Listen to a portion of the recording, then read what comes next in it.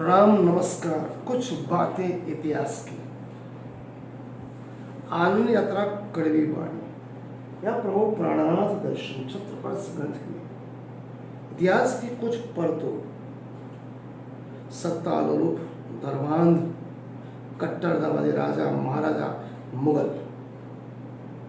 हिंदुस्तान का इतिहास रंग रंजित है। हजारों लाखों करोड़ों लोग मर गए, राजा मर गए, महाराजा मरे, नवाब मरे, बादशाह भी मर गए, बचा बुझा किले बचे, राजमहल बचे, कुछ निशानियां बची। तो कुछ इतिहास की परतें सत्यता की ओर पर प्रमाणित करना चाहूँगा। यदि कोई व्यक्ति इस युग में इतिहास के अनुश्र अर्जित ज्ञान के आधार पर हृदय को जंजर को अगर देखता है, हमें इस कथन से सामान्य करना आपत्ति है कि मुगल काल इतिहास अंग्रेजों ने लिखा या मुगलों ने लिखा। लेकिन उस समय देखा रहा था अमीर वर्ग और सामंत वर्ग गरीबों का शारीरिक, मानसिक, आर्थिक और सामाजिक तौर पर, चाहे वो बादशाह काल हो, सम्राट हो, राजा हो, जो उच्च वर्ग थे वो निचले पायदे के वर्ग को रखा, शोषण करते थे। मुगल कालीन इतिहास से अवलोकन के इस तथ्य का नया रूप उभरता है। उपनिवेश शोषण का अत्यंत दारुण चक्र भारत के भाग्य के मुगल काल में बुरी तरह पिसरा था। किंतु ये लोग अकेले थे। भारत के सामंत, जिसमें राजा लोग, मंदिरों के महंत, कुछ लोकेश्वर संबंध साधु सन्यासी, व्यापारी वर्ग और लघु स्वार्थी होकर इन्होंने 7 ताल मिल तक बिठाकर देश और देश की जनता को लूटा।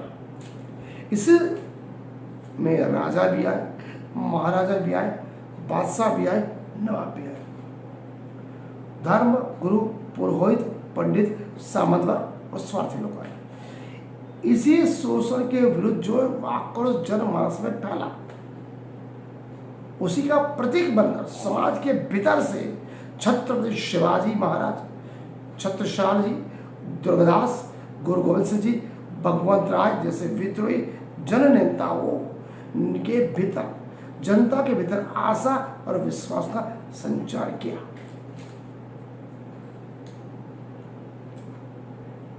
अतः जब इस पंक्ति के नायकों को हीन दृष्टि से देखा गएगा, तब इतिहास के अर्थ का अर्थ हो जाएगा, ऐसा मैं मानता हूँ।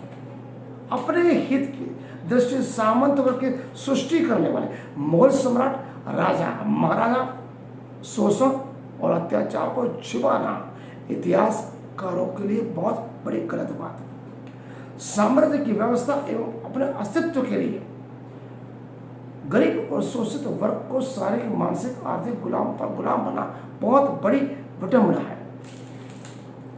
तथा कथित इतिहासकारों ने केवल और केवल राजा, महाराजा, नवाब और बादशाह के फुल गुलाबी प्रशंसा गाई, लेकिन उनके सभी राज्य में विस्तार में, चाहे वो सामाजिक हो, राजकीय और धार्मिक हो, नीचे पादन पर रहने वाले गरीब वर्ग का आज तक किसी ने कुछ भी नहीं लिखा। अतः ऐतिहासिक व्याख्या मैं तो समझता, जो अंग्रेज आए, तुर्की आए, चीन से लोग आए, उन्होंने यहाँ की सच्ची बातें लिखी, वरना यहाँ का जो शोषित वर्ग था, दलित, पिछड़ा, शूद्र, अतिशूद्र, गरीब, वो सामंतवादी, ब्राह्मण, पुरोहित, पंडित, राजा, महाराजा, नवाब और मुगल काल में शोषित रहा, गुलाम रहा, गरीब रहा, शिक्षा और स्वास्थ्य बुनियादी से रहा।